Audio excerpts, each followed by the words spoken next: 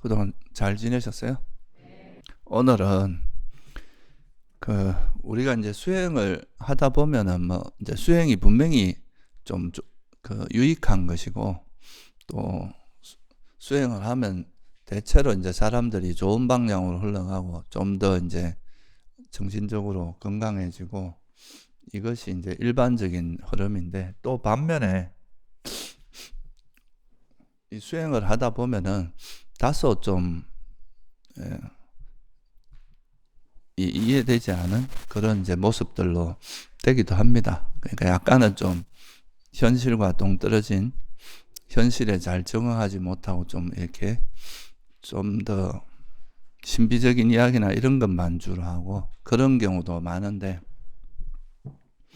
그러니까 오히려 뭐 그런 극단적으로 말하면 이제 수행을 함으로써 좀 더 이렇게 정상적인 모습보다 좀 더 왜곡된 모습이 되는 경우도 간혹 있거든요. 그런 경우도 사실 수행하면서 주로 뭐 많이 일어나는 경우 중에 하나입니다. 그래서 사실은 그런데 이제 우리가 부처님의 가르침을 이렇게 살펴보면, 원래는 이제 이게 정상적으로 수행을 하면은 우리가 세속적으로 말하면 좀 전인적인 모습 있잖아요. 그죠? 어느 한 분야에 대해서만 잘하고 뭐 그런 게 아니라 좀 전체적으로 잘 두루 원만하게 잘 갖추어진 그런 어떤 삶의 모습으로 되기가 쉽다는 거죠. 아니, 그렇게 돼야 정상이라는 거죠. 근데 이제 이것이 좀 수행의 방향이 조금 잘못되다 보면은 이게 이제 어떤 전인적인 모습보다도 어느 한쪽으로 좀 치우쳐가지고 다른 거에서는 상당히 또 이제 이렇게 부족하고 어느 한쪽에만 발달되는 그런 경우도 좀 생길 수 있습니다. 뭐 예를 들면 이제 수행은 되게 열심히 한다고 하는데, 또 어떤 면에서는 또 뭐 일상적인 생활이나 계행이나 이런 데서는 또 되게 부족하고, 계에 대해서는 또 이제 잘 지키지 않고, 또 뭐 평소에 이렇게 수행력은 높다고 하는데 또 뭐 어떤 일에 대해서 같이 뭐 남을 대하는 거나 이런 거에 보면 상당히 좀 무례하거나 또 함부로 대하거나, 내가 이제 막 위에서 남을 가리키려고 하듯이 대하거나, 이런 모습들도 이제 있을 수 있겠죠. 그죠? 그래서 그런 것들이 도대체 이제 왜 그러면 이제 오히려 세속에서보다 이런 수행의 종교로 들어오면은 사람들이 오히려 좀 소위 말 사이비도 많고 좀 이상해지는 경우가 많은 경우가 있는데, 이런 게 왜 일어나는가? 그런 거에 대해서 한번 살펴보면, 원래 이제 수행을 제대로 하면 우리가 개정해라고 하는 이제 그런 것이 두루 골고루 갖추어지고, 공덕이나 공덕행을 하는 거라든가 삼매지혜 이런 것이 두루 갖춰지면서 발전하는 게 정상적인데, 그렇지 않은 이유가 뭔가를 간단히 한번 살펴보고, 또 사실 이게 이제 올바른 수행, 올바른 깨달음이라고 한다면 이제 개정해가 없는 그런 깨달음은 있을 수 없다는 것을 우리가 이제 한번 살펴볼 필요가 있습니다. 먼저 이제 이 수행이라고 하는 거, 우리가 세속에서는 뭐 예를 들어서 내가 되게 큰 부자가 되고 싶다 이렇게 하면 그 부자의 상태가 있고, 또 현재 내 조건에서 이것이 가능한지 가능하지 않은지 이런 게 어느 정도 가늠이 되겠죠. 그죠? 현재 내 조건이나 뭐 이런 걸 봐서 이게 당장 이루어질 수 있는 건지 아니면 꽤 오랜 시간 노력해야 될 건지, 이런 것이 분명히 이렇게 드러나는데, 근데 이제 수행도 보면은 굉장히 어떤 이상적인 상태에 대해서 말을 하고 있잖아요. 그죠? 그러니까 이게 어찌 보면 우리가 수행을 할 때 그 목표는 세속에서 이제 아주 큰 부자가, 예를 들면 비유를 하자면 큰 부자가 되는 것과 보다 훨씬 더 크게 뭐 부처님이나 아라한을 이제 우리의 이상적인 상태로 두고 수행을 보통 하게 되는데, 그래서 뭐 완전히 이제 번뇌가 소멸된 그런 아라한이라든가 부처님 이런 분들을 이상적인 상황으로 두고 있고, 또 그런 분들은 되게 보면 이제 뭐 우리가 이야기를 들어보면 뭐 번뇌도 하나도 없고 항상 정신적으로 자유롭고 항상 행복하고 이런 모습으로 이제 항상 이제 살아가는 그런 걸 보다 보면은요, 이게 너무 이제 어떻게 보면 우리가 바라는 모습이고 나도 저렇게 됐으면 좋겠다 하는 그런 이제 이상적인 어떤 모습을 가지고 계시잖아요, 그죠? 부처님이나 아라한 같은 경우는. 그래서 이제 사람들이 그 현재 우리는 살아가면서 정신적으로 괴로움도 많고 여러 가지 이제 문제들이 많이 산적해 있다는 걸 본인 스스로 알고 본인이 이제 삶 속에서 많이 경험을 하는데, 우리가 이제 추구하는 대상은 이제 부처님도 복도 많으시고 지혜도 많고 온갖 능력과 이제 그런 거를 갖춘 분이다. 또 아라한도 그렇고 그런 분들이니까 우리가 이제 그런 거에 대해서 이제 자칫 잘못하면은 이제 현재 내 모습하고 다른 그런 이상적인 상태에 대해서 이제 우리가 저걸 목표로 두고 나도 저렇게 살아야 되겠다 이렇게 이제 생각하는 게 아니라 오히려 실제로 보면은 그분들의 삶과 이제 현재 내 모습, 현재 자신의 모습이 괴리가 되게 크거든요.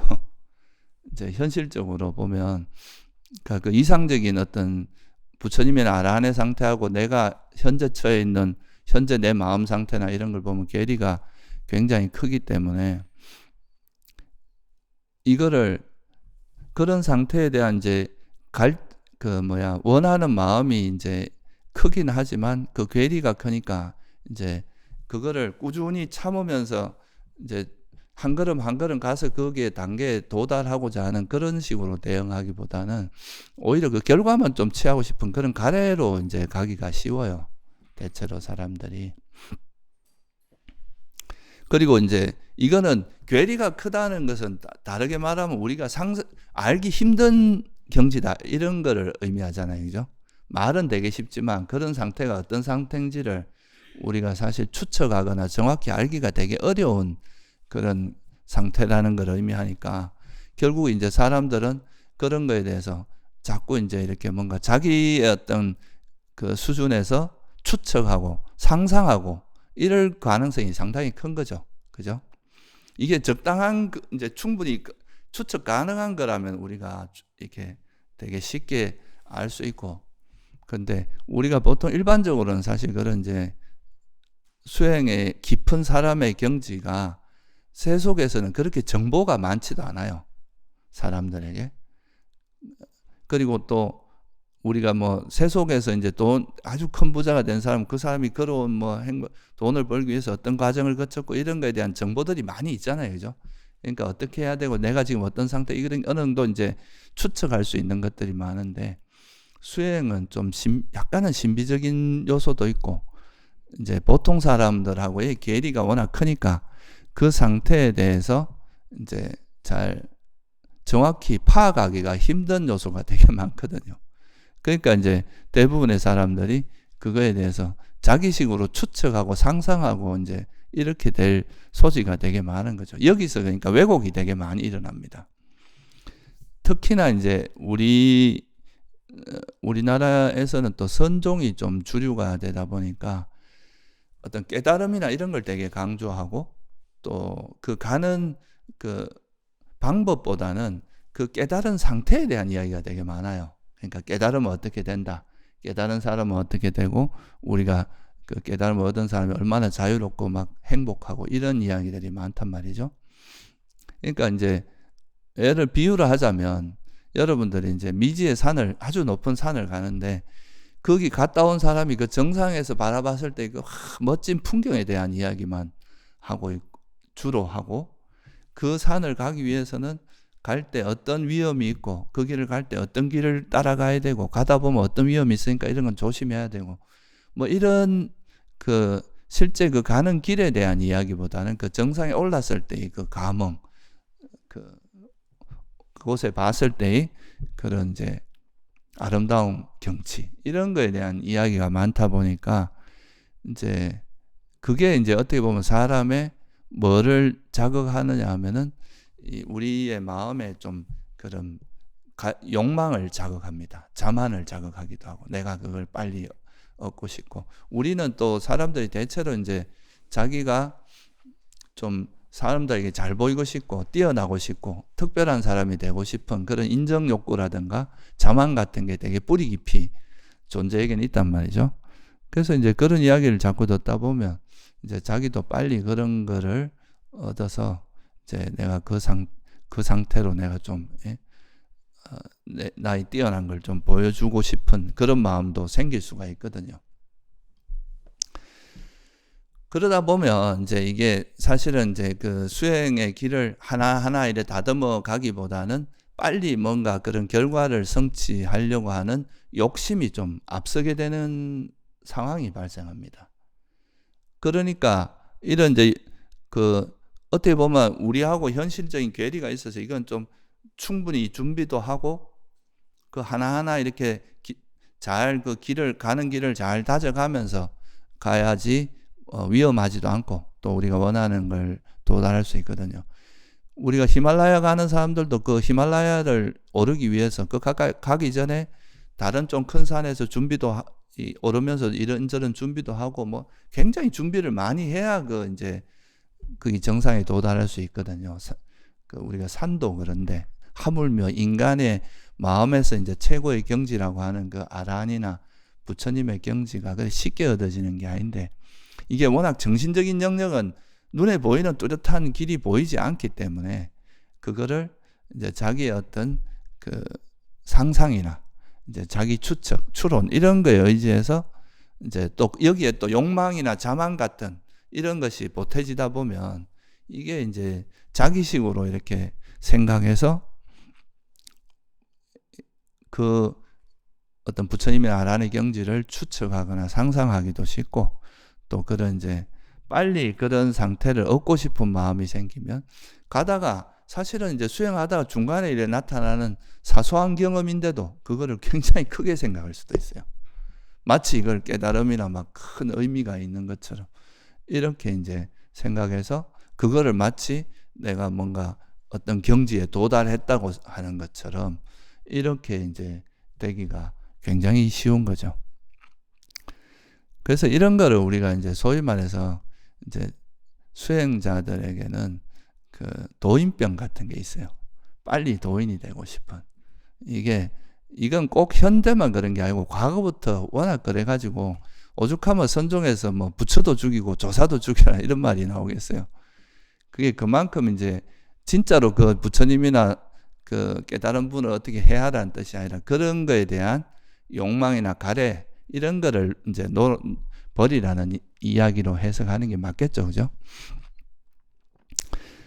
그래서 이런 이제 뭔가 이게 수행을 잘못하게 되면은 내가 그 수행을 이루기 위해서 필요한 길을 차근차근 밟아가면서 기초를 다져가면서 원하는데 도달하는 게 아니라 이런 걸 무시하고 빨리 이 깨달음을 얻고자 하는 이런 마음이, 원하는 경지를 얻고자 하는 마음이 강하다 보면 아까 말씀드렸듯이 별거 아닌 거를 깨달음이라고 이제 착각하는. 예를 들면 뭐 그런 거 있잖아요. 뭐 내가 그 마음을 아는, 이제 우리가 보통 메타인지라고 하는데 어떤 우리에게 일어나는 거를 약간 떨어져서 이걸 아는 것 같은 그런 마음 상태가 있다고 하는데, 사실 이게 불교적으로 보면 이것도 하나의 의식의 또 다른, 그러니까 어떻게 보면 지혜가 있는 의식이라고 볼 수 있거든요.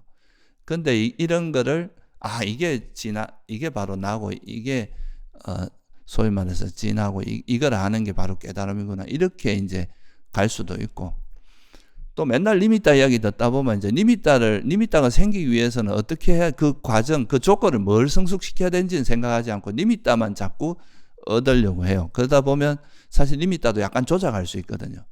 자기가 마음이 자꾸 그쪽으로 가다 보면 뭐 별거 아닌 거를 그거라고 만들어낼 수도 있어요. 우리 마음은 웬만한 건 다 만들어낼 수 있기 때문에. 그래서 이런 것들이 이제 우리에게 좀 사소한 어떤 경험을 되게 크게 이제 받아들여서 그거를 깨달음으로 생각하는 경우도 있고, 또 심지어는 더 심하면은 아예 내가 그 상태로 되기 어려우니까 깨달음의 수준을 아예 확 낮춰버리는 경우도 되게 많거든요. 그냥 뭐 부처님이 말씀하신 깨달음은 탐진치의 완전한 소멸인데 이게 나중에 되면은 뭐 어떤 상태에 뭐 좀 그 텅 빈 상태라든가 뭔가 한계 없고 깨끗하고 마음이 밝아진 그런 상태를 경험하면 그게 그냥 깨달음이라고 이렇게 이제 생각하거나 이렇게 이제 여러 가지 형태로 왜곡이 일어난다는 거예요. 그러다 보니까 이런 이제 깨달음이나 어떤 수행의 결과에 자꾸 마음이 가다 보면 실제로 이 결과를 이루기 위해서는 예를 들어서 우리가 정상에서 그 보는 풍경을 보기 위해 자기가 직접 보기 위해서는 어찌해야 됩니까? 그 산을 오르는 게 제일 중요하잖아요. 그죠? 그 사고 나지 않고 끝까지 올라야 그 상태를 볼 수 있잖아요. 그죠? 그러니까 사실은 더 중요한 거는 그런 깨달음의 상태나 이런 것보다도 어떻게 하면 그 길을 갈 수 있느냐. 그 구체적으로 어떻게 그 길을 가야 되느냐. 이게 훨씬 중요하거든요. 그러니까 여러분 초기 경전을 한번 보세요. 니까야를 한번 보시면 부처님께서 말씀하신 대부분이 깨달은 사람의 경지에 대해서 말씀하신 게 별로 없어요. 다 뭐에 대한 이야기입니까? 어떻게 하면 그 깨달음을 얻을 수, 아란이 될 수 있고 부처가 될 수 있는 그 방법, 구체적인 방법이나 그거에 대해서 어떤 지혜가 필요한지 그런 깨달음을 얻기 위한 지혜라든가 번뇌를 어떻게 하면 버릴 수 있는지 이런 구체적인 이런 내용이 주를 이루지 깨달은 아란의 상태가 어떻고 이런 거에 대해서는 구체적으로 직접적으로 언급한 게 거의 별로 나오지 않습니다. 그러니까 이제 이런 이제 좀 뭐랄까 너무 깨달음이나 어떤 깨달은 사람의 경지 이런 거에 너무 관심을 가지다 보면 이거는 자기 상태하고 너무 갭이 크기 때문에 욕망으로 흘러가는 게 대부분입니다. 욕망으로 흘러가게 되고 또 그러면은 이제 그냥 사실은 우리가 수행의 전체적인 경험, 전체적인 과정에서 보면 그렇게 의미 있는 경험이 아닌데도 그걸 깨달음으로 생각하거나 이제 오히려 아예 깨달음의 수준을 낮춰서 내가 깨달았다고 그냥 막 이렇게 우기거나 이런 식이 되기가 쉽다는 거죠. 그래서 이게 그렇게 되면은 사람들이 이제 뭔가 내가 수행을 통해서 뭔가 얻었다고 하는 뭔가 내가 뭔가 얻었고 내가 달라졌다 이런 게 있으면은 그때부터 이게 정말 내가 이제 번뇌가 그 수행 과정을 통해서 번뇌가 차차차차 버려지면서 정말 번뇌가 없는 그런 상태가 되고 나면은 절대 뭐 자만에 빠지거나 남에게 무례하거나 이런 식의 행동이 나올 수가 없어요.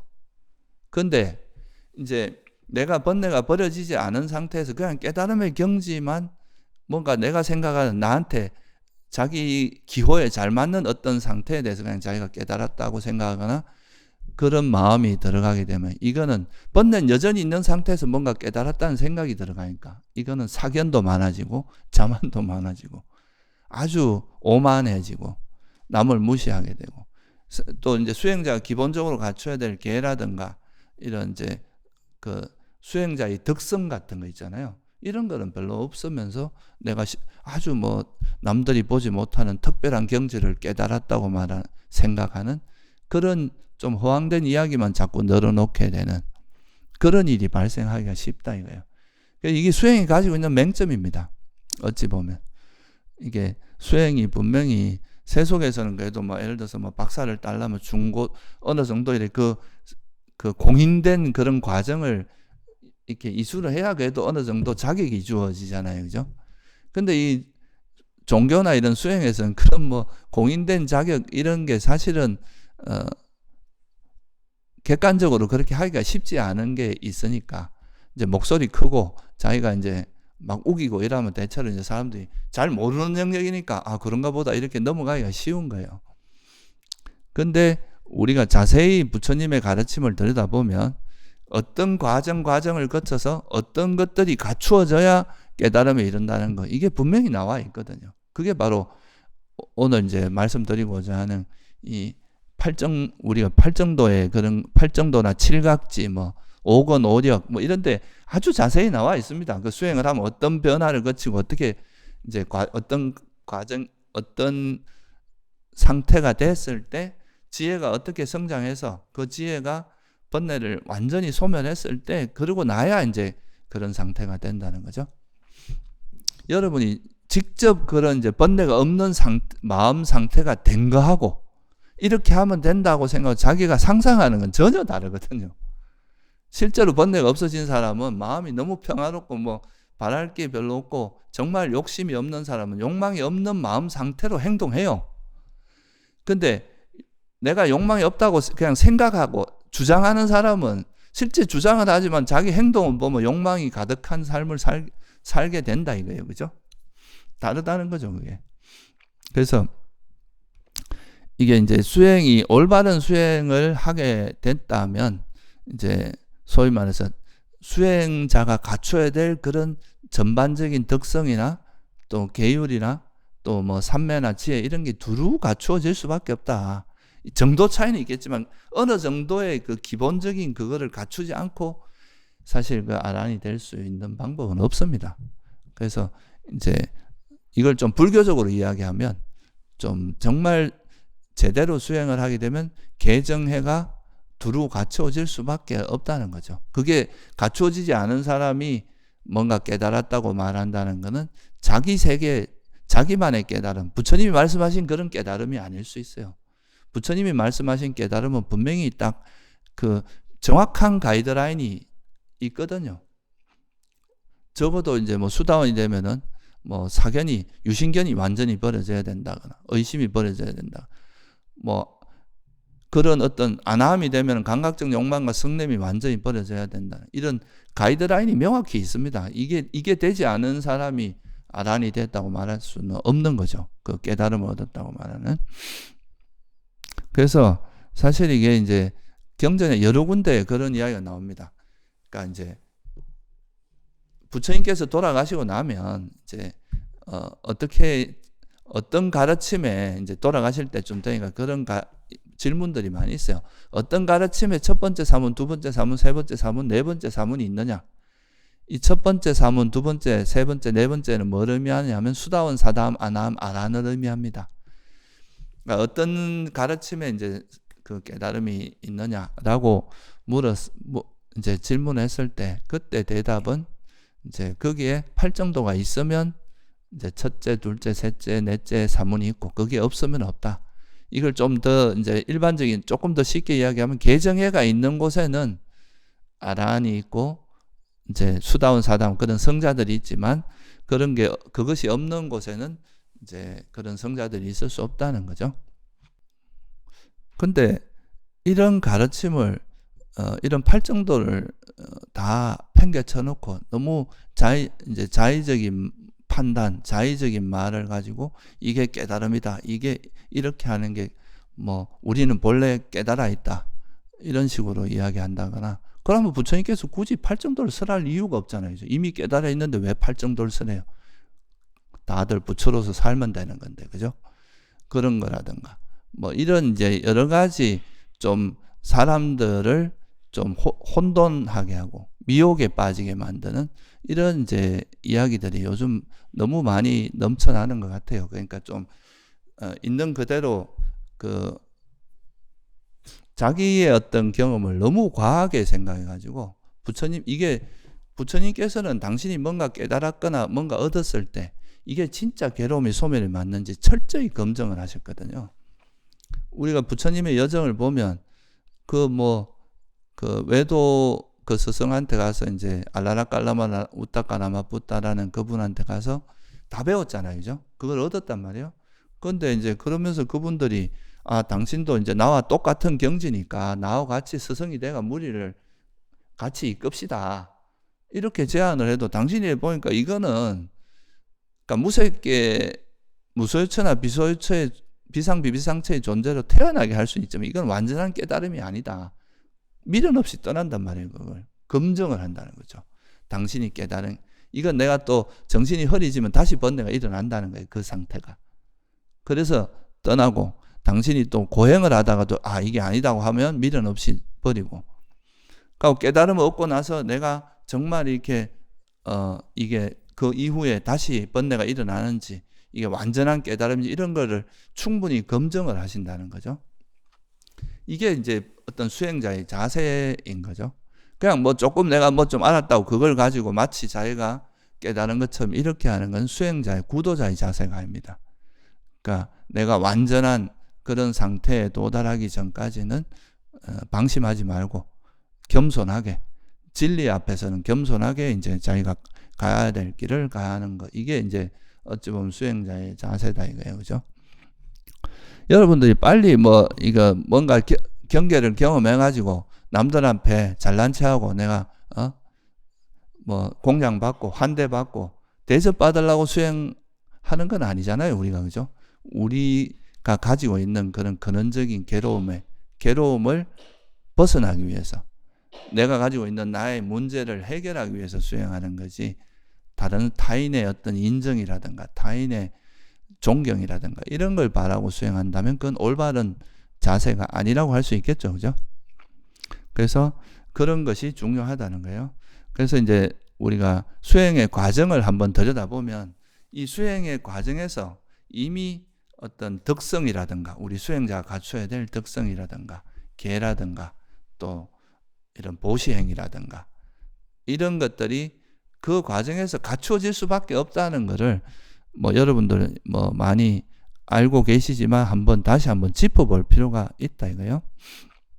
그러니까 우리가 팔정도를 바라보면은 팔정도 속에서 이제 부처님께서 일단은 사람들이 아직은 법을 깨닫지 못해서 어리석으니까 부처님께서 당신이 이제 깨달은 바를 설명을 해주는 거예요. 이러이러한 거다. 그러면 그걸 듣고 우리가 그걸 배워서 그걸 이제 우리 삶에 적용하는 과정을 거쳐야 될 거 아니에요. 그죠?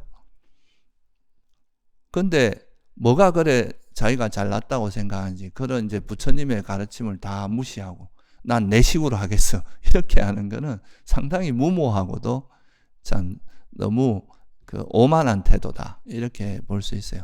우리가 일단은 부처님의 가르침을 듣고 그거를 참고해서 이제 그걸 내 속에서 실현하는 거는 되게 의미가 있겠죠. 자기 속에서. 근데 그런 것 자체를 무시하면 안 된다. 그래서 일단 바른 견해가 필요합니다. 우리가 듣고 배워야 돼요. 듣고 배워서 그거를 이제 갖고 있으면 우리가 부처님이 말씀하신 것 중에 제일 중요한 게 이제 인과법이잖아요. 그죠? 가장 기본적인 게 우리가 유익한 행위를 하면 그게 반드시 좋은 결과가 오고 해로운 행위를 하면은 그러니까 불선행을 하면 반드시 안 좋은 결과가 온다는 것에 대한 그런 확고한 믿음이 있으면 여러분들이 이제 집착하고 화내고 이런 거를 왜 가능하면 멀리 하려고 할 거 아니에요. 그죠? 그렇죠? 그리고 내가 이거 뭐 사실 지금 하는 이런 뭐 봉사를 하거나 보시를 하거나 계를 지키거나 이런 게 무슨 나한테 지금 당장 눈에 보이지 않으면 이게 무슨 이득이 있을까 이렇게 의심할 수도 있잖아요. 그죠? 근데 여러분들이 만약에 이제 이런 자업자득이라는 거, 그러니까 인과응보 이런 거에 대한 인과에 대한 확고한 믿음이 있는 사람은 지금 당장 이게 내가 눈앞에 보이지 않지만 이게 어떤 식으로 내 삶에 어떤 결과를 초래할지 아무도 알 수 없다. 그러니까 분명히 이거는 내가 선행을 한 거에 선업의 힘을 믿는 거예요. 우리가 선행의 힘을 믿으면 내가 이 하는 행위가 반드시 나에게 좋은 결과로 돌아온다는 것을 확신하면 그러면은 그 공덕을 쌓거나 이런 이제 봉사를 하거나 뭐 보시를 하거나 공덕을 쌓는 이런 행위를 할 때 훨씬 더 기쁜 마음으로 즐거운 마음으로 할 수 있겠죠. 그죠?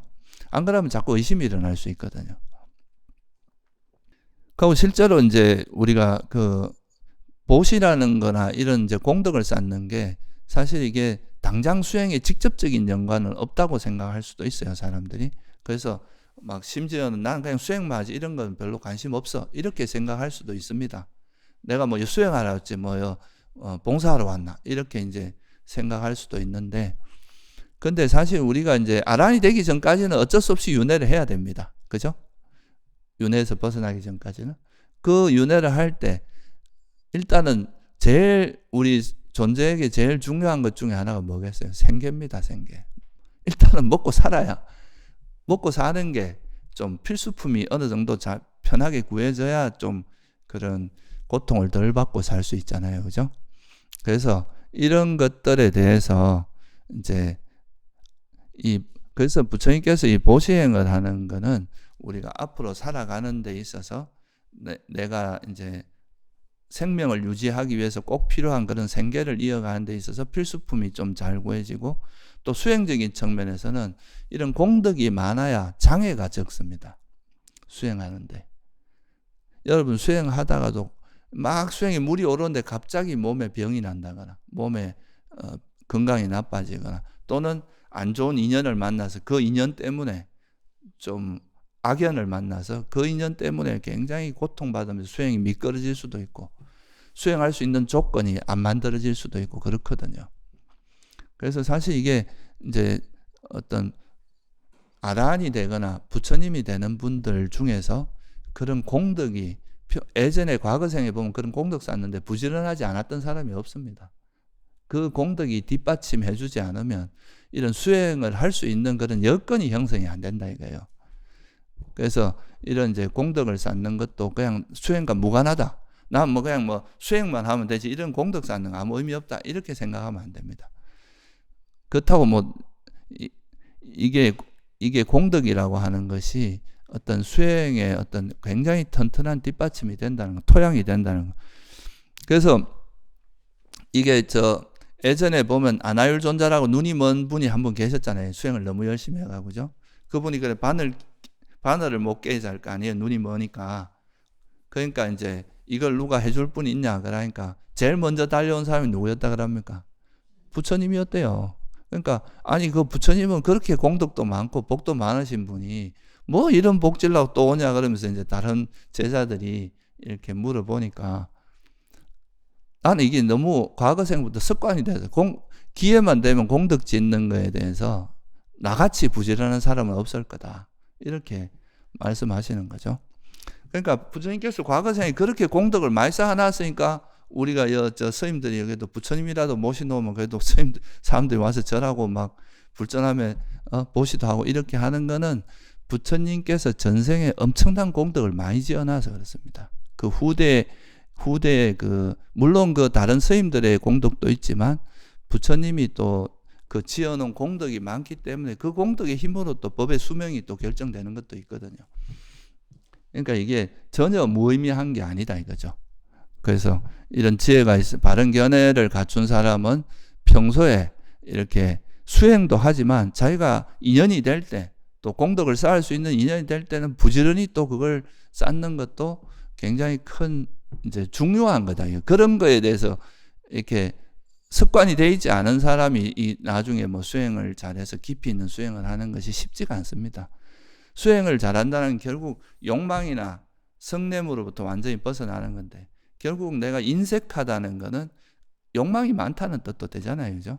자기가 가지고 있는 걸 나누기가 어려운 건 욕심이 많다는 뜻도 되기 때문에 그런 거를 이제 우리가 놓아가는 과정에서는 내가 어떤 가진 것을 남들과 나누는 거에 대해서 되게 익숙해질 수밖에 없습니다. 그래서 수다원이 되면은 특히 이제 깨달음의 첫 번째 단계인 성자의 첫 번째 단계가 수다원이잖아요. 수다원이 되면 완전히 사라지는 게 질투와 인색이라고 하거든요. 인색함. 물론 이제 사경과 의심 이 두 가지도 완전히 소멸하지만 수다원이 되면서 사라지는 것 중에 하나가 질투와 인색함. 그러니까 이분은 원은 이제 벌써 이미 성자가 돼서 세상에 어느 것보다 귀한 걸 이미 얻은 분이기 때문에 남을 질투하거나 이런 일이 있을 수 없고 또 자기가 가진 것을 남하고 나누는데 절대 인색하지 않다 이거예요. 그러니까 우리가 세속 같으면 어떻습니까? 내가 열심히 해서 벌은 것 같으면 이걸 배우려면 돈을 지불을 해야 되잖아요. 그죠? 그게 일반적이잖아요. 그러니까 크게 내가 이제 나한테 배우려면 이 정도 돈을 내야 돼. 이게 이제 그 수준이 높고 유명세를 탈수록 그 값어치가 올라가는 거잖아요. 그죠? 근데 부처님은 그런 거 절대 돈 받고 어떻게 하지 않습니다. 다 당신이 목숨 걸고 배웠던 것도 그냥 아낌없이 다 가르쳐 주잖아요. 그죠? 경전에 보면 나는 손 안에 쥔 게 없다 그러잖아요. 그죠?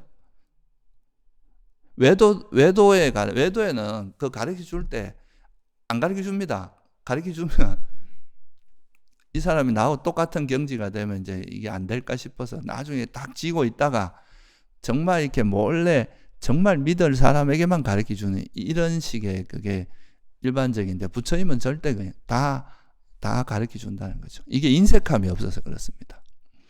그러니까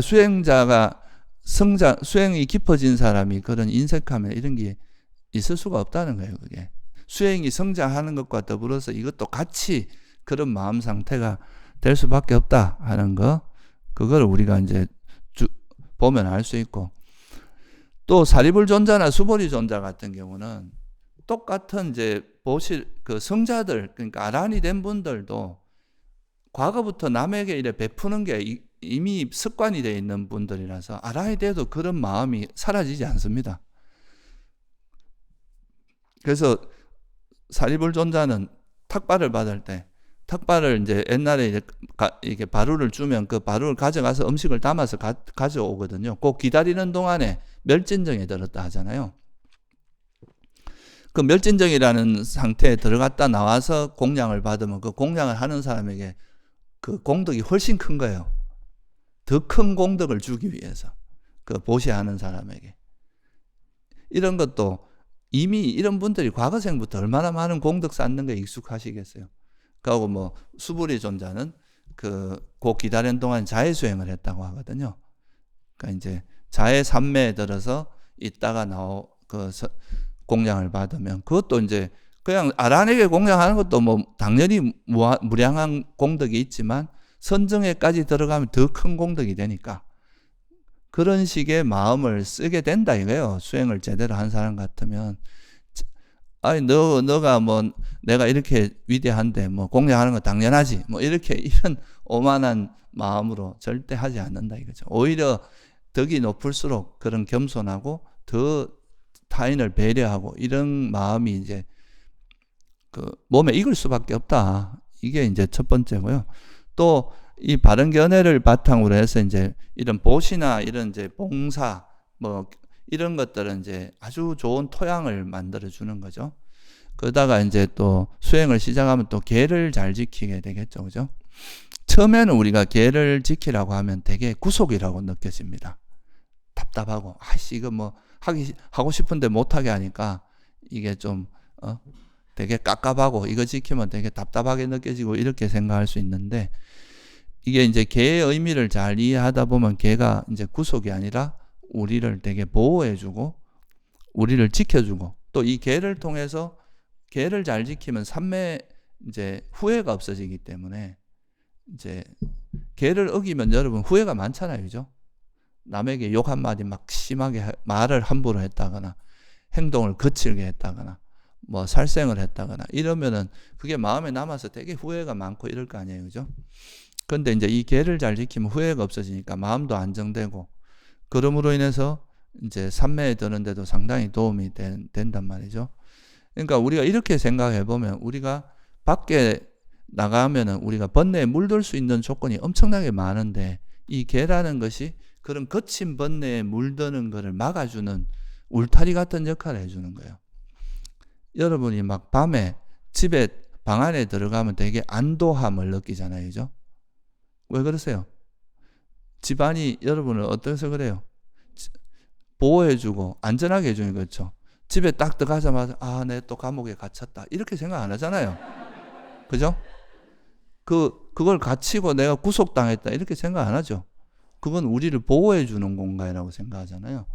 마찬가지로 이제 여러분들 수행을 하시면서 이 계의 의미를 조금씩 이해하기 시작하면 계라는 것이 나를 구속하는 게 아니라 이게 정말 이게 내가 어떤 악에 물드는 것을 막아주는 정말 보호막이구나 이렇게 생각할 수 있게 된다 이거예요. 그래서 실제로 이제 수행이 깊어진 성자 특히 수다원이 되는 존재는 계가 완성된 것을 수다원이라고 보기도 합니다. 그러니까 우리가 그 사람이 수다원인지 아닌지 이렇게 검증할 수 있는 것을 4가지를 부처님께서 말씀하시는데 불법성 3보에 대한 이제 확고한 신심. 이건 진짜 목에 칼이 들어와도 흔들리지 않을 정도로 확고한 신심. 그리고 이제 계가 완성되는 것. 이걸로 말씀하시거든요. 그래서 이 이제 수다원 성자가 되면 계를 뭐 지키지 말라 해도 스스로 의도적으로 절대 계를 어기지 않습니다. 이건 다른 말로 하면 수다원이 된 존재가 남에게 비난받을 행위, 그런 거친 행위를 절대 하지 않는다는 걸 의미합니다. 이거는 다시 다른 각도로 이야기하면 이 지혜가 우리 추상적인 지혜가 아니라 우리가 이제 지혜가 성숙해서 우리 마음에서 일어나는 그런 보통 욕망이나 화가 좀 이렇게 거친 형태로 나타날 때 남들한테 상처 주는 말도 하고 거짓말도 하고 이간질도 하고 이러는 거 아니에요, 그죠? 그건 분명히 자기 욕심과 화가 같이 결합되어 있습니다.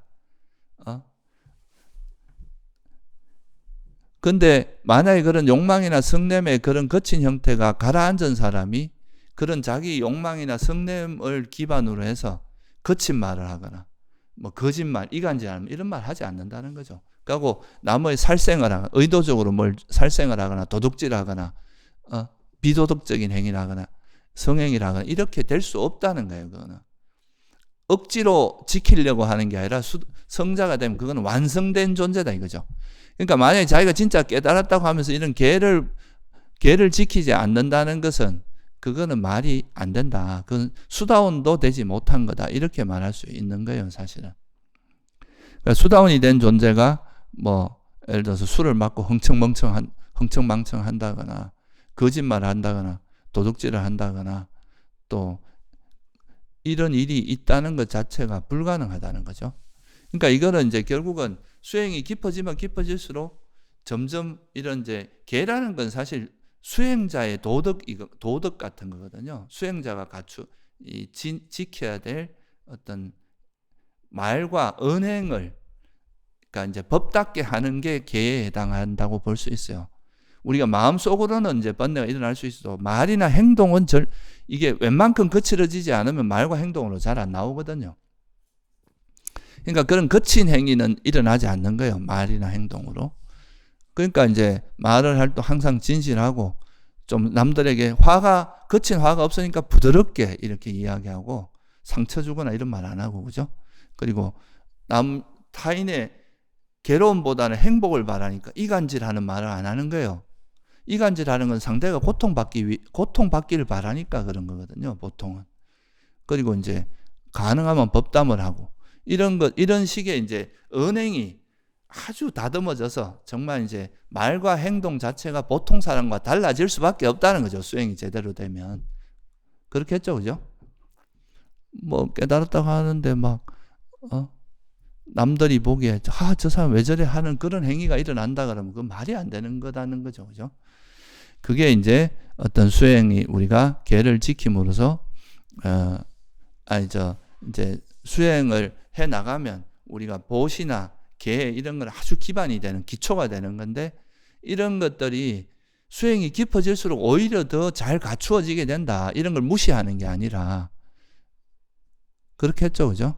그렇게 되는 것이다.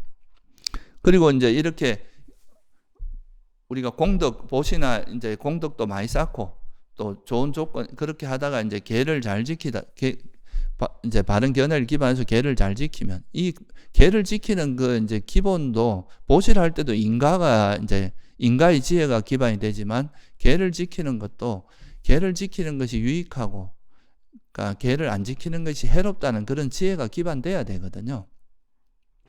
그리고 또 이게 기반이 돼서 이제 우리가 수행을 하다 마음이 안정되면 또 이제 본격적으로 수행을 하게 되겠죠. 삼매를 닦게 되는 거예요. 이 삼매라고 하는 거는 사실 좀 쉽게 이야기하면은 우리는 계속 탐욕과 성냄이라는 마음이 보통 우리 삶을 지배한단 말이에요. 그죠?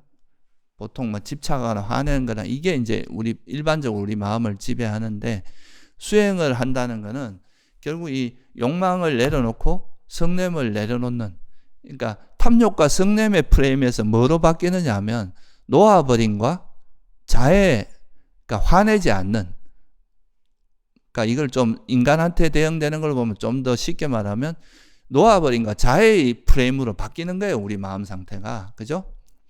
그러면 화도 안 내고 또 집착도 놓아지고 화가 놓아지면 우리 마음이 이렇게 들뜨고 막 어지럽고 이런 게 있겠습니까? 안정됩니다. 마음이 차분해지고 고요해지면서 이제 어떻게 보면 마음이 막 이렇게 이래저래 산만하지도 않고 내가 하고자 하는 거기에 딱 이제 하는 일에 딱 집중되는 상태가 나타나요. 그게 바로 삼매거든요. 이 삼매는 이게 탐욕이나 성냄 등의 그런 장애가 놓아지면서 생기는 마음 상태인 거예요. 그러니까 삼매가 생겼다는 건 탐욕과 성냄이 버려졌다는 거예요. 반증인 거예요. 그러니까 만약에 여러분이 수행을 제대로 해서 실제로 탐욕이나 성냄이 버려졌다면 어떤 마음 상태가 될 수밖에 없다는 겁니까? 삼매가 마음이 항상 고요하고 차분하고 평온할 수밖에 없다는 거예요. 막 성을 내고 있으면서도 내가 삼매에 들었다. 이건 말이 안 되는 거라는 거예요.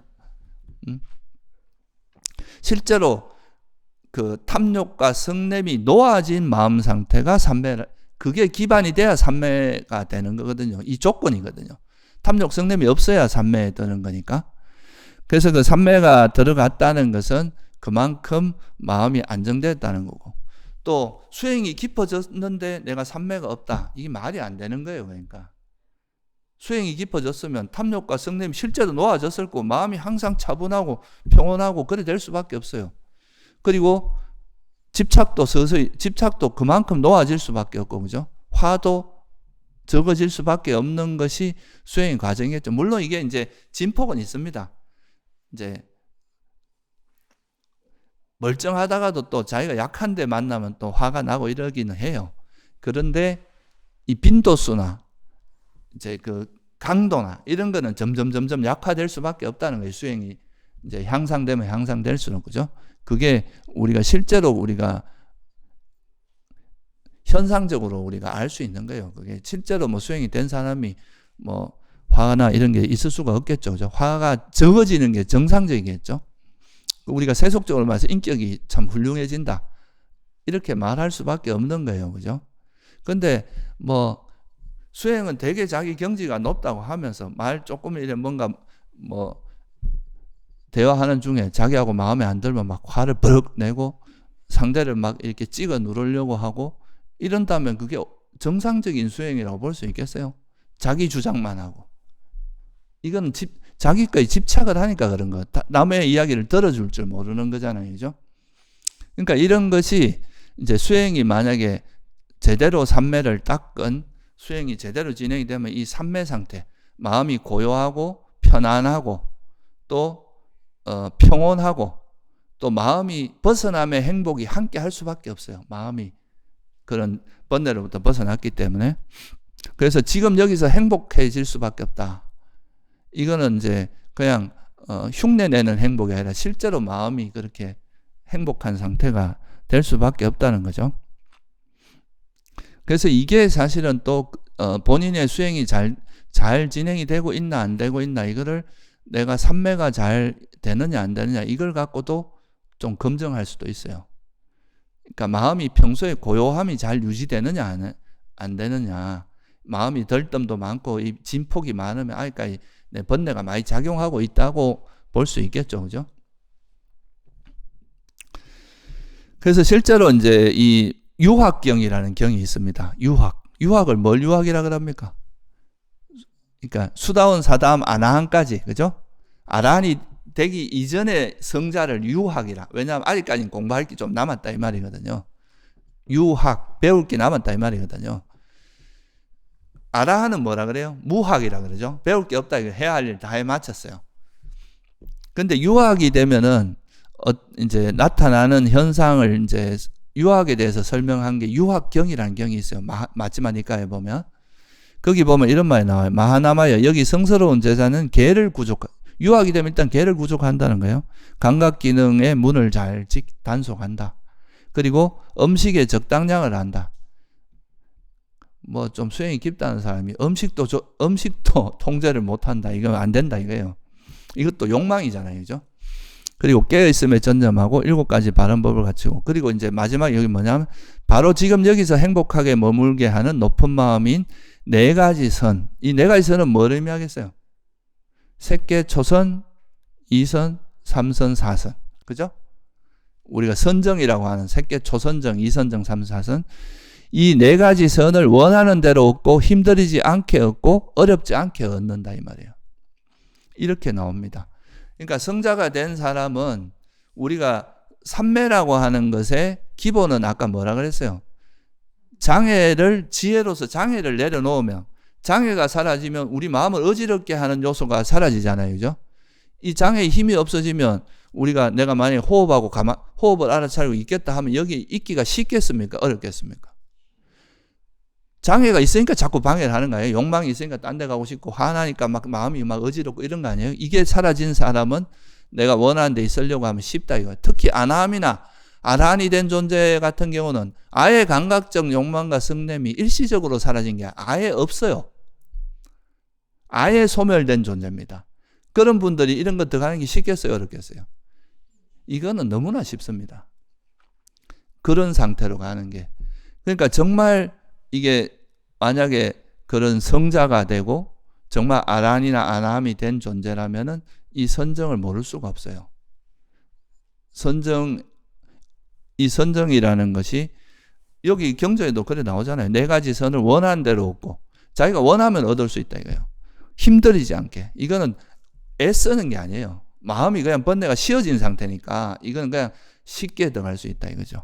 어렵지 않게 얻을 수 있다. 이것도 그 사람이 수행이 깊어진 거를 반증하는 하나의 그 척도이기도 하다 이거예요. 근데 나는 지혜는 출중하고 그런데 삼매는 안 돼. 나는 깨달았는데 선정이 뭔지는 몰라. 이거는 사실 별로 적어도 이제 부처님의 초기 경전의 가르침에 따르면 별로 합리적인 이야기가 아닙니다. 물론 무색계에 들어가고 안 들어가고 이거는 좀 아란이 되고 나서도 이제 선정을 무색계 선정을 얻지 않고 신통을 닦지 않은 아란도 있어요. 그건 경전에 수시마경이라는 경에 보면 그런 사례가 나옵니다. 근데 우리가 보통 말하는 색계 선정까지는 기본적으로 그거는 마음만 기울이면 금방 얻을 수 있는 그런 정도의 그런 거라고 할 수 있는 거죠. 왜냐하면 그 선정을 방해하는 장애가 사라진 사람인데 그런 분들이 선정에 들려고 하면 그건 얼마나 쉽겠어요. 그리고 아라한들이 할 일 없으면 뭐 하겠어요? 아무것도 내가 누구의 법을 설하거나 이런 게 없고 할 일이 없을 때는 어떤 일을 한다고 나오느냐 하면 그냥 선정에 들어서 쉬는 거예요. 선정에 들어서 지금 여기서 행복하게 머물면서 쉬는단 말이죠. 그러니까 이게 부처님께서도 보면 좀 쉬실 때 보면 사선정에서 쉬시는 이야기가 나오거든요. 그게. 그러니까 그런 것들을 보면 성자가 됐는데도 이 선정에 대해서 전혀 알지 못하고 감을 못 잡는다. 이게 사실은 별로 합리적인 이야기가 아니라는 거죠. 실제로. 더구나 수다원이나 사담에서는 다소 그럴 수 있다고 이제 말할 수도 있지만 아나함이나 아라한 정도 되면은 그거는 그렇게 될 수가 없습니다. 아나함은 감각적 욕망과 성냄 이런 것들이 완전히 소멸한 존재인데 장애 대표적인 게 완전히 소멸한 존재인데 어떻게 그게 선정에 못 들어간 말이 안 되겠죠, 그죠? 그리고 아나함은 죽으면 욕계에 태어납니까, 안 나옵니까? 아나함은 불한자입니다. 불한이란 말은 돌아오지 않는단 말이잖아요. 욕계에 다시는 돌아오지 않기 때문에 불한자라 그래요. 아나함만 돼도 죽어서 반드시 색계나 무색계에 태어납니다. 색계나 무색계에 태어난 조건이 뭐예요? 선정입니다. 선정이 얻은 사람만 색계나 무색계에 태어날 수 있거든요. 그러니까 아나함이 됐는데도 선정을 모른다는 것은 사실 그렇게 이치에 맞지 않는 이야기다 이렇게 볼 수 있겠죠. 그리고 이제 사선이 되면 이제 이런 성자가 되면 또 삼매가 있는 사람들은 신통은 있을 수도 있고 없을 수도 있습니다. 이게 성자라고 해도 신통이 없는 경우도 경전에 좀 언급이 되어 있거든요. 대표적인 경전이 수시마경이라는 경입니다. 상류다니까에 보면 나와요. 근데 아란이 된 존재가 절대로 반드시 있는 신통이 있어요. 그게 뭐겠어요? 누진통이라는 겁니다. 누진통. 이 누라는 거는 뭐냐면 번뇌란 뜻이에요. 흐를 누자예요. 우리 번뇌는 아란이 되기 전까지는 우리 마음에서 계속 흘러나온다고 누라고 표현합니다. 이거는 아란이 되기 전까지는 아무리 막으려고 해도 뭔가 계속 흘러나오기 때문에 이거 빨리어는 아사와라고 하는데 이게 이제 흘러나온다 이런 뜻이에요. 그러니까 그게 중국에서 누라고 번역했고 이걸 번뇌로 이제 번역을 많이 하는데 이 번뇌가 완전히 소멸하는 신통이 누진통입니다. 그러니까 아란이 되면은 다른 신통은 없어도 번뇌를 버리는 신통은 있다 이거예요. 근데 이걸 신통이라고 했다는 말에 좀 주목할 필요가 있어요. 번뇌 버리는 게 그만큼 어렵다는 뜻도 돼요. 최고의 신통이다 이거예요. 번뇌를 버리는 게. 우리가 수행이 깊어지면 깊어질수록 이 번뇌에 대한 결국은 우리가 수행이 깊어지는 걸 방해하는 게 뭡니까? 여러분 욕망이나 자만, 사견 이런 번뇌들이 다 수행을 어리석음 그죠? 해태, 혼침 이런 것들이 방해하니까 결국은 우리가 수행이 깊어진다. 이거를 철저히 버릴 수 있어야 그 수행이 깊어지는 거 아니에요, 그죠? 그러니까 정말 아란이 된다고 깨달았다고 하는 사람이 번뇌를 어떻게 처리하는지를 모른다는 게 가능하겠어요? 깨달은 분을 부처님께서는 아란이 되면 누진통이 생긴다 그러세요. 이거 번뇌를 버린 신통이. 그러니까 이건 뭐냐면 번뇌를 어떤 형태의 번뇌도 다 처리할 수 있는 이런 신통이 있기 때문에 번뇌를 제압한 분이거든요. 그런 분이 자기한테 일어나는 번뇌를 우리가 번뇌라는 걸 번뇌가 뭔지도 모르고 번뇌를 어떻게 일어나는지 번뇌를 어떻게 버린지도 모를 수가 있겠냐 이거예요. 여러분이 이제 아까 히말라야 제가 예를 들었는데 히말라야를 등반을 했어요. 거기에서 완전히 이제 성공했으면 그 히말라야를 올라가면서 어떤 위험이 있고 어떤 가려면 어떤 길을 가야 되고 가다 보면 어떤 위험이 있고 이럴 때 어떻게 그걸 극복해야 되고 이런 거를 모르고 올라갈 수 있을까요? 못 올라갑니다. 이거는 자기가 직접 가본 사람 같으면 직접 자기에게 일어나는 탐진치를 버리는 과정을 거친 사람 같으면 탐진치를 어떻게 버리는지를 모르는 지혜가 있을 수가 없어요. 그걸 모른다는 건 말이 안 되는 거죠. 그래서 이게 우리가 이제 수행을 한 사람은 처음에 우리가 삼매를 닦을 때도 뭐를 버리는 지혜가 생깁니까? 삼매를 방해하는 장애를 놓는 지혜가 반드시 있어야 삼매에 들 거 아니에요, 그죠? 이걸 버릴 줄 아는 지혜도 없으면 삼매에 못 들어요. 그러면 이 지혜가 있어야 되겠죠? 그러면 또 삼매를 기반으로 해서 우리가 삼매라는 거는 탐욕과 성냄이 놓아진 청정한 마음 상태니까 우리 인식을 방해하는 거는 뭐가 방해합니까? 보통 이제 욕망이나 화가 있으면 이게 있는 그대로 안 보이죠. 왜곡돼가 보이죠. 그죠? 저 사람이 꼴보기 싫으면 그 사람이 미운 것만 보입니다. 그 사람을 객관적으로 보이지 않아요. 또 내가 뭔가 원하는 게 있으면 사람들은 그러잖아요. 일단은 욕망을 일으켜놓고 합리화한다 그러잖아요. 합리적으로 판단하는 게 아니고 자기가 원하는 걸 일단 결정해놓고 그걸 어떻게 내가 왜 이걸 사는지를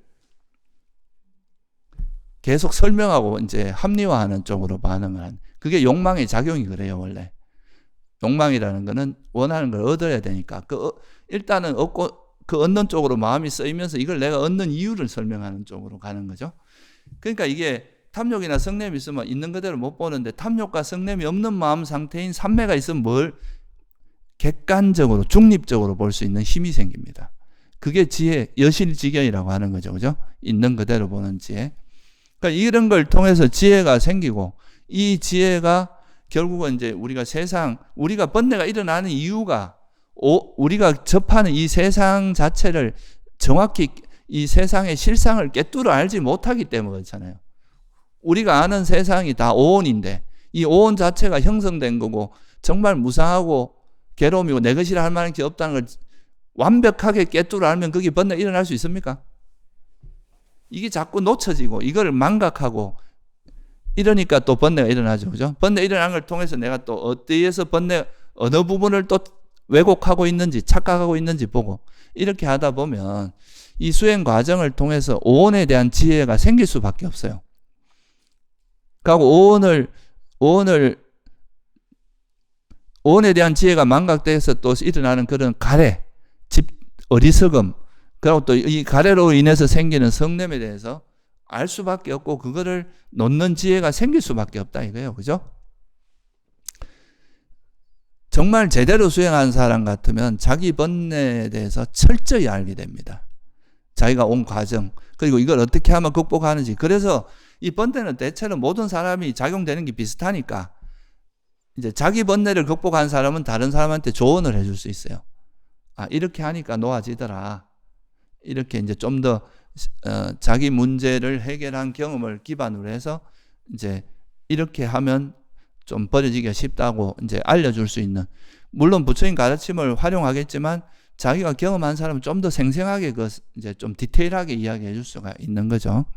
그래서 이제 정말로 수행이 깊어진 사람은 우리가 보통 이제 이 세상에 대한 지혜 이런 이야기는 많이 해요. 사람들 보통 깨달음에 대해서 이야기하면 이 세상은 다 꿈이고 환이고 이런 이야기는 하지만 실제 그거보다도 그런 것을 이제 망각하고 이랬을 때 다시 번뇌가 일어나게 되잖아요. 그죠? 그 진리를 망각할 때.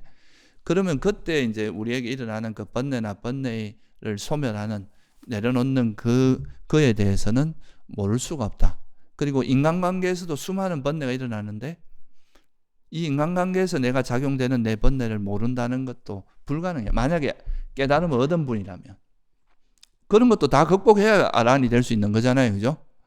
그래서 이게 이제 성자가 된다는 것은 이렇게 단순히 그냥 어떤 상태를 딱 한번 경험해서 그걸로 모든 게 끝나는 게 아니라 실제로 이게 이제 우리가 아까도 제가 설명드렸듯이 히말라야를 정상을 등반한다는 거는 지금은 워낙 이 사람들이 많이 가서 요즘은 돈만 주면 이거 데려다 주는 그런 것도 있다 하더라마는 처음 이 길을 가는 사람은 얼마나 위험이 많겠어요. 그죠?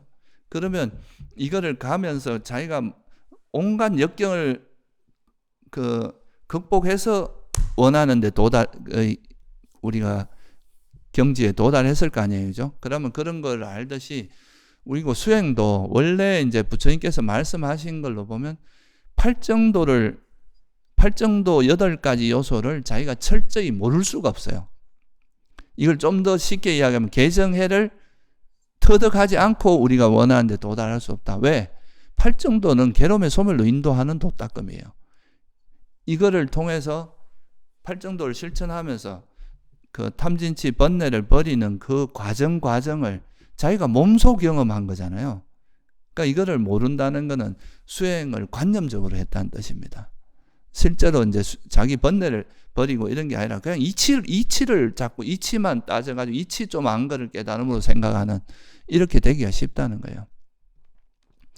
그래서 결론적으로 말씀을 드리면 우리가 이제 수행이라 그러면 되게 신비하고 좀 수준 높고 이런 것만 생각할 수 있는데 그게 이제 정말 깊이 있고 심오한 가르침이지만 결국 그것이 완성됐을 때 나타나는 모습은 현실 속에서 그게 드러나야 됩니다. 그 진리라는 게.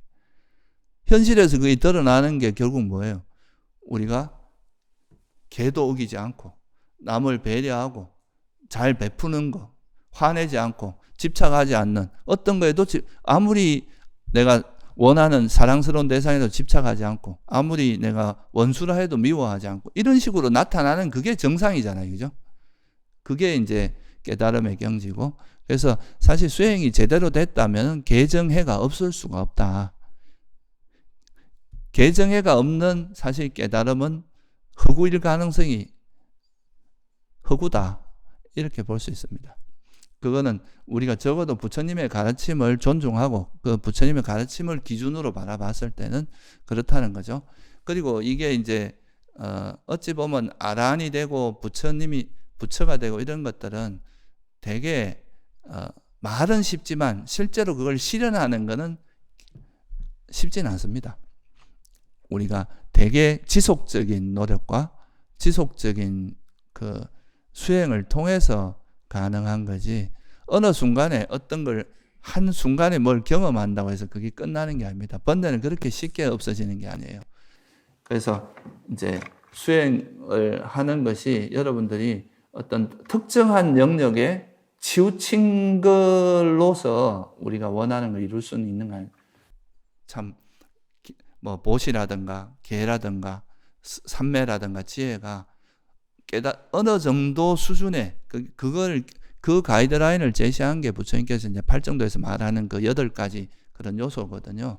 그런 것들이 어느 정도 갖추어졌을 때 이게 이제 수행이 가능한 거라는 거. 그래서 수행은 사실 전인적인 겁니다. 이게 어느 한 부분만 되는 게 아니라는 거. 이런 거를 다시 한번 돌아보는 계기가 되면 좋을 것 같습니다. 예, 오늘 여기 마치겠습니다.